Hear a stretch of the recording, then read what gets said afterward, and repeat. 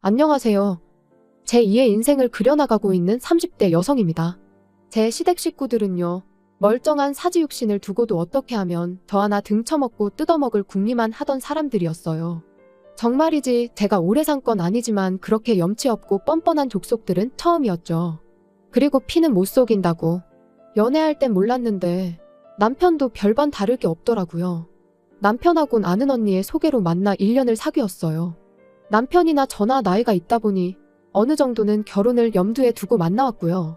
그리고 솔직히 저는 남편이나 저나 둘 다 직장 생활을 한 지도 꽤 되었고 앞으로도 계속 맞벌이를 할 거라고 생각했으니까 남편과 결혼하는 걸 걱정해 본 적은 없어요. 게다가 저희 부모님께선 예전부터 제가 결혼할 때 한 1억 정도는 지원해 주시겠다고 하셨으니까요. 그런데 막상 본격적으로 결혼 이야기가 나오고 나니 남편이 한다는 말이 돈이 없답니다. 직장 생활을 8년이나 했는데 겨우 3천밖에 못 모았다나요? 시댁에서 도와줄 수도 없다고 했고요. 그래서 저는 남편에게 그럼 당장 결혼하는 건 무리라고 솔직하게 얘기했습니다. 양쪽이 차이가 많이 나는데 분명 친정 부모님께서도 탐탁치 않아 하실 거고, 그럼 그런 우리 부모님을 설득하는 과정에서 나나 당신이 얼마나 상처를 받을지 안 봐도 뻔하다. 그렇다고 당장 헤어지자는 건 아니고 앞으로 한 1년만이라도 얼마라도 빡세게 모아보자. 하지만 남편의 고집은 완강했습니다. 세상에 누가 결혼할 때 모든 걸 완벽하게 갖춰놓고 결혼하냐면서 일단 없으면 없는 대로 하고 이후로 같이 노력하면 되는 거 아니냐고요. 그리고 이 상황을 친한 친구에게 털어놓으니 친구가 보인 반응 또한 뜻밖이었습니다. 남편이 해오는 게 없고 시댁에서도 해주는 게 없으면 적어도 너한테도 이것저것 요구하진 못할 거 아니냐. 어쩌면 그게 차라리 속 편할 수도 있다. 어쩐지 남편 말도 친구 말도 다 일리가 있는 것 같았어요. 그리고 무엇보다도 일단 저부터가 헤어지는 건 엄두가 나질 않았던 게 사실이고요. 그러니 어떻게든 좋은 쪽으로 생각을 해보려고 노력을 했던 것 같습니다. 그래서 결국 마음을 다잡고 결혼을 하기로 했는데 문제는 결혼을 준비하는 과정 또한 순탄치만은 않았다는 거예요. 집을 알아보는데 매물도 없고 집값도 많이 올라 아무리 저희 친정에서 보태주신다고 한들 매매는커녕 전세도 대출을 받지 않고는 방법이 없겠더라고요. 게다가 저희가 살게 될 집에서 회사까지의 거리도 무시할 수 없었죠. 그래서 결국 남편과 제 회사 중간쯤으로 해서 오피스텔 생활을 하기로 했습니다. 그런데 그렇게 집 문제까지 해결하고 며칠이 지났을 때였어요.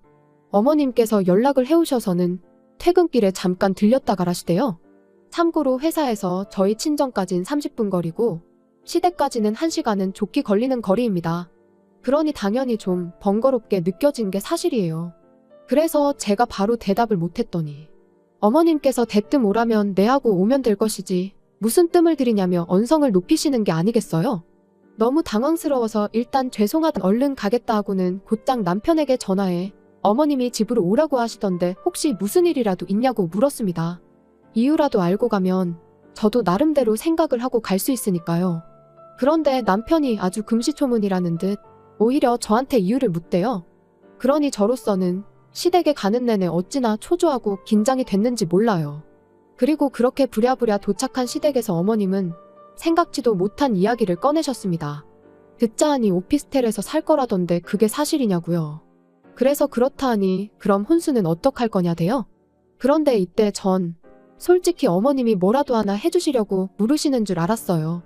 아무래도 저는 모아둔 돈에 친정에서 해주는 것까지 하면 거의 2억 가까이 들고 가는데 남편은 겨우 3천만 들고 오는 상황이었으니까요.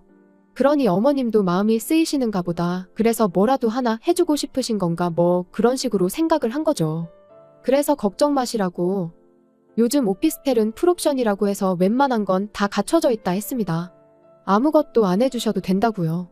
그런데 어머님이 보이신 반응은 제 예상과는 전혀 달랐습니다. 저더러 너 지금 무슨 얘기를 하는 거냐시며 너 그럼 아무것도 안 해오겠다는 거냐고 물으셨거든요. 그리고는 맏며느리 자리로 시집을 오면서 맨손으로 오는 게 말이 되냐고. 다른 집은 맏며느리가 시집 올 때 시부모 밍크 사주고 신우 명품백 사주고 그런다던데 넌 어떻게 그렇게 뻔뻔하냐입니다. 그리고는 이 결혼을 시키는 게 맞는지 모르겠다 하시는데 거기서 저도 확 정신이 들었죠. 그리고 그때는 결혼이 엎어지더라도 할 말은 해야겠다 싶어서 저도 따박따박 따지고 들었어요. 그렇게 치면 저희 집에서도 남편이 맞사위인데 남편도 해오는 거 하나도 없다. 그리고 어머님이 먼저 말씀을 그리 하시니 저도 하는 건데 저는 2억 들고 결혼하는데 남편은 3천이 다다. 요즘 아무리 세상이 달라졌어도 적어도 반반은 맞춰야지. 어떻게 겨우 3천만 들려서 아들 장가를 보내시냐. 그랬더니 어머님께서 저한테 누가 너더러 그만큼 들고 시집 오라고 했냐입니다. 네 부모가 내 아들 좋으라고 그 돈 해주냐고.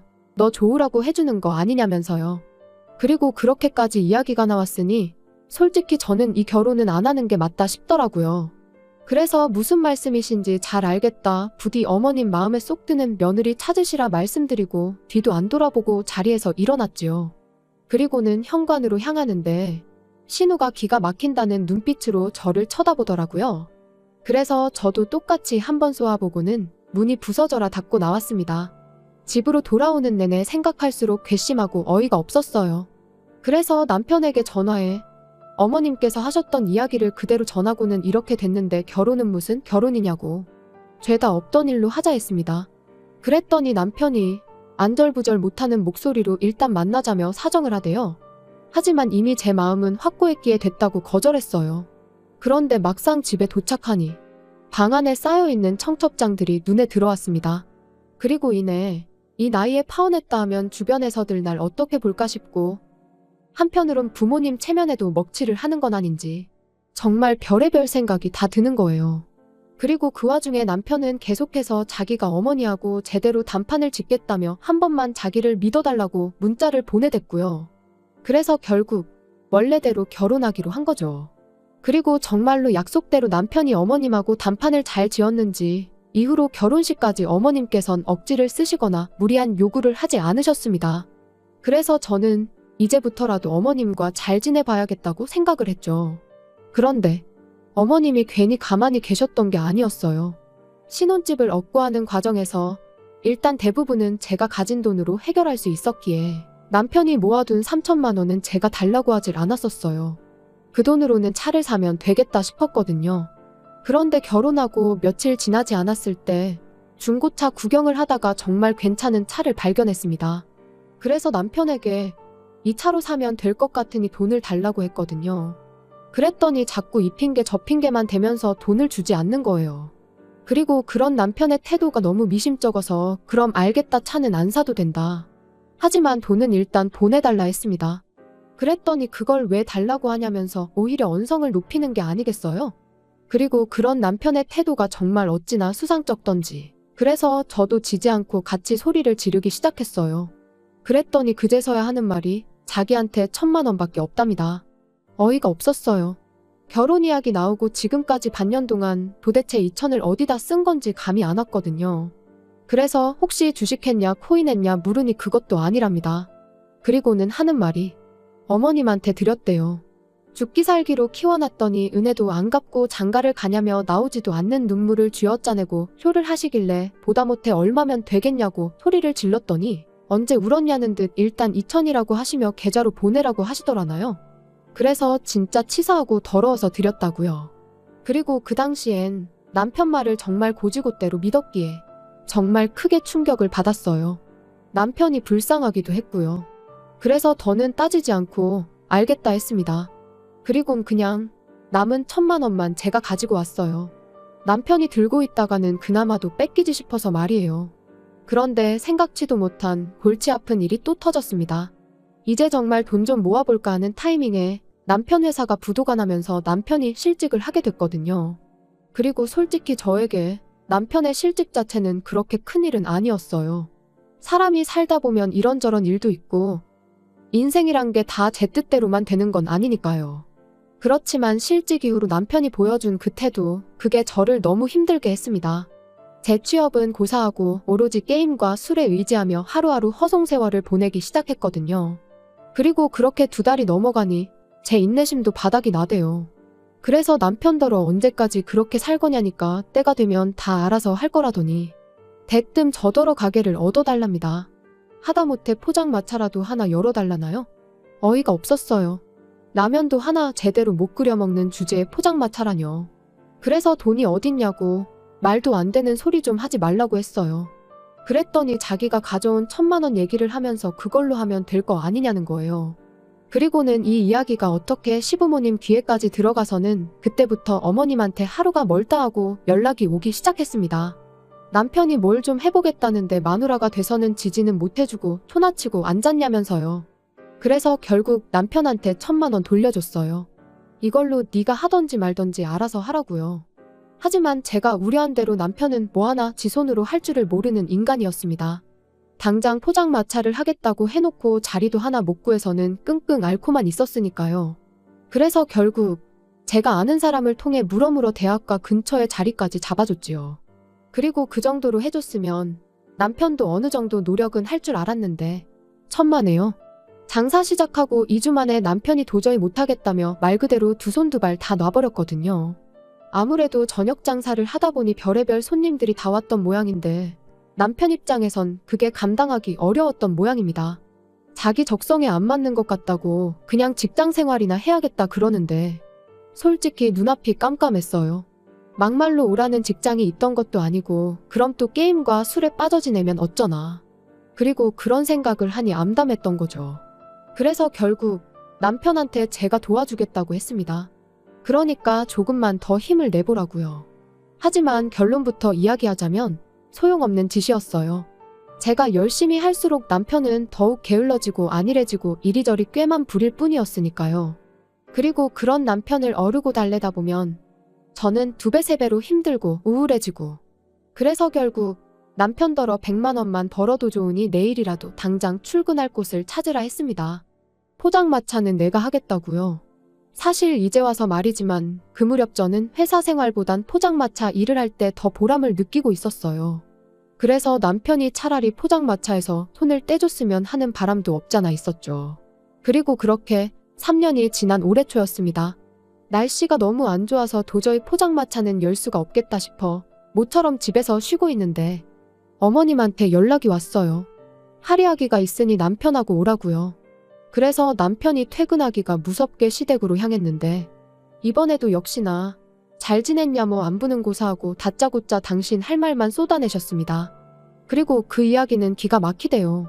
남자친구가 있는 줄도 몰랐는데 신우가 임신을 했다고요.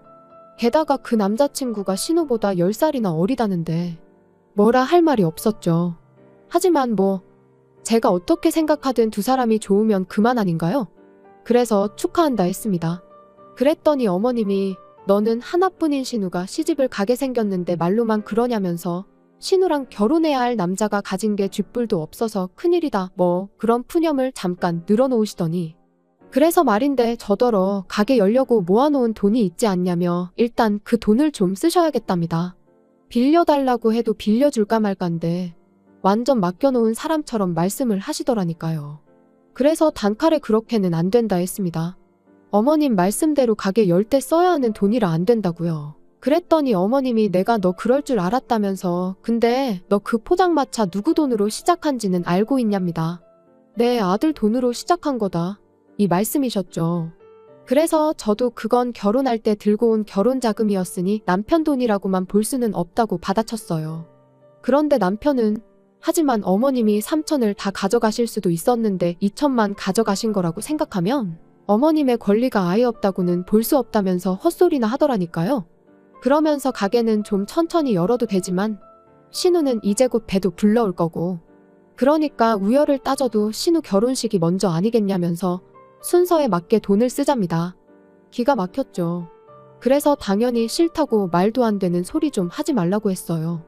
그리고는 남편더러 내가 그 돈을 어떻게 벌었는지 누구보다 잘 알면서 그런 소리가 나오냐고 그럴 것 같으면 당신이 당신 앞으로 대출받아 빌려주라고 쏘아붙였네요.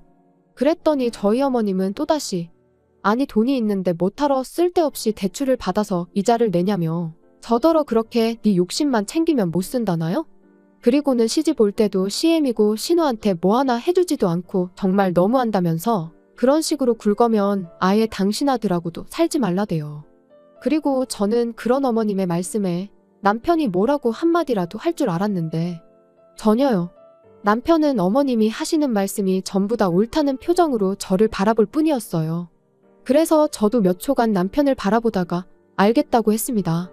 데려가시라고. 지금 당장 제가 먼저 남편을 포기하겠다고요.